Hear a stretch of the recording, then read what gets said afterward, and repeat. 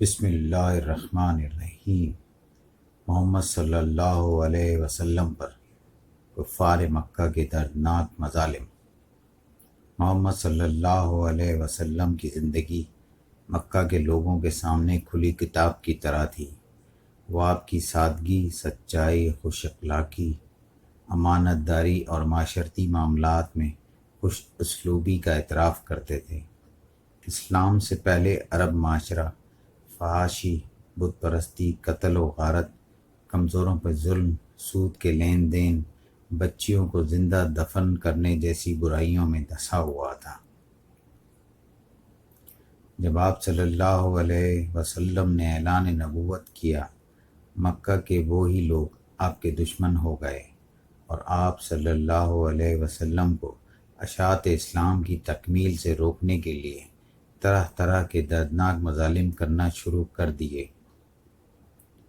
رسول اللہ صلی اللہ علیہ وآلہ وسلم نے قبیلہ قریش کو صفا پہاڑ پر جمع کر کے اسلام کی تبلیغ کی تو ابو لہب کہنے لگا، تباً لکا سائر الیوم آل ھذا جماعتنا،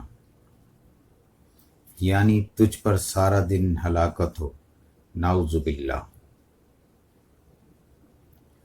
کیا تم نے ہمیں اسی لیے جمع کیا تھا؟ یہ بڑا مشکل مرحلہ تھا کہ آپ کا قریبی رشتہ دار آپ کے پیغام کو نہ صرف تسلیم کرنے سے انکاری تھا بلکہ مخالفت و گستاخی پر اتر آیا تھا۔ عرب میں لگنے والے مختلف بازاروں میں تبلیغ اسلام کے لیے آپ کسی قبیلے کے سامنے واز فرماتے تو ابو لہب چلا چلا کر کہتا، یہ دین سے پھر گیا ہے، یہ جھوٹ کہتا ہے۔ محمد صلی اللہ علیہ وسلم بازار ذی المجاز میں لوگوں سے فرما رہے تھے، لا الہ الا اللہ کہو فلاح پاؤ گے۔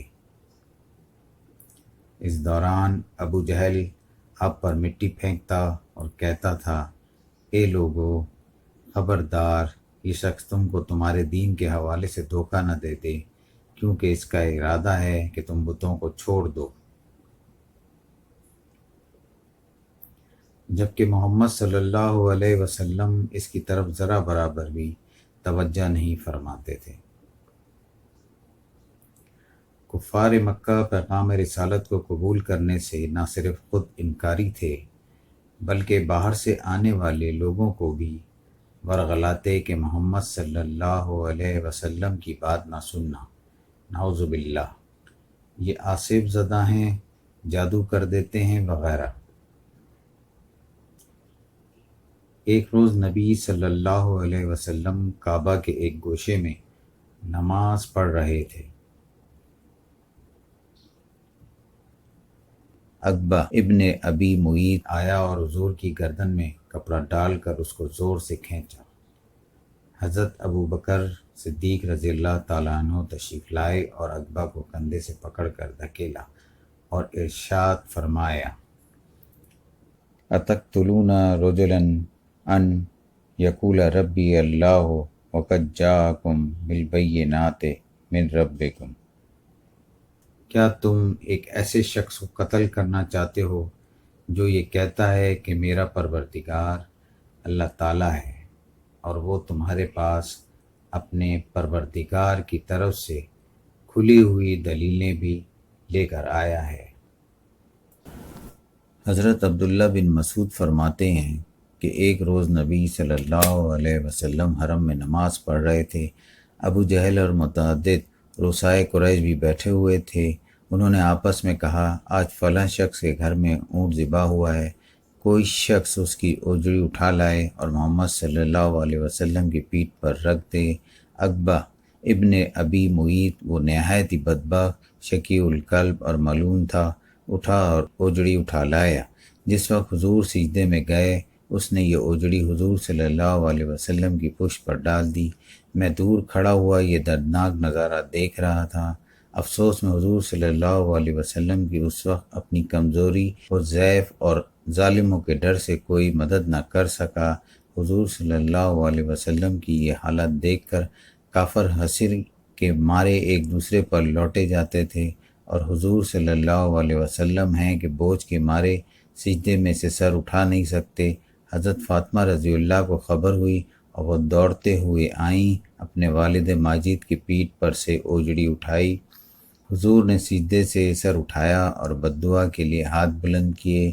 آپ نے 3 دفعہ یہ بددعا مانگی، یا اللہ تو قریش کو ہلاک کر۔ پھر حضور نے ایک ایک کا نام لیا، یا اللہ تو ابو جہل، عتبہ بن ربیعہ، شیبہ بن ربیعہ، ولید بن عتبہ، امیہ بن خلف، عقبہ بن ابی معیط۔ جس وقت حضور صلی اللہ علیہ وسلم یہ بددعا مانگ رہے تھے تو قریش ڈر گئے، کیونکہ ان کو یقین تھا کہ اس مقدس شہر میں بددعا ضرور قبول ہوتی ہے۔ قسم ہے اس ذات پاک کی جس کے قبضے میں میری جان ہے، یہ سب کافر بدر کی لڑائی میں مسلمانوں کے ہاتھ سے قتل ہوئے، اور میں نے ان کی نعشیں کنویں میں پڑی دیکھیں۔